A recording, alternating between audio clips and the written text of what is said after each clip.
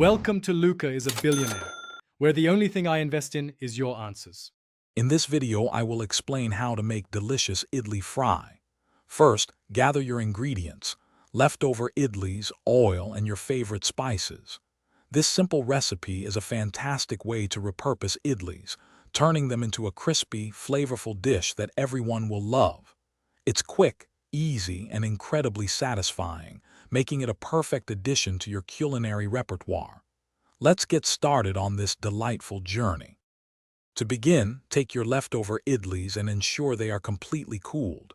This makes them much easier to cut without crumbling. Slice each idli into small, uniform pieces.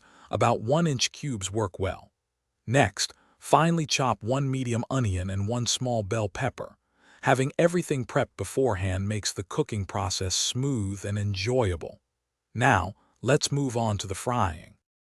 Hey everyone, if you're enjoying this guide on making idli fry, please hit that like button and subscribe to our channel for more delicious recipes. Quick recommendation. On another note, if your car needs a refresh, grab a little Tree's Black Ice Air Freshener. It's a game changer for keeping things smelling great, even after a spicy meal.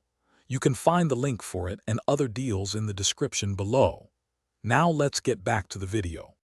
Heat 2 tablespoons of cooking oil in a large pan or wok over medium heat. Once hot, add 1 teaspoon of mustard seeds and a few curry leaves. Let them splutter.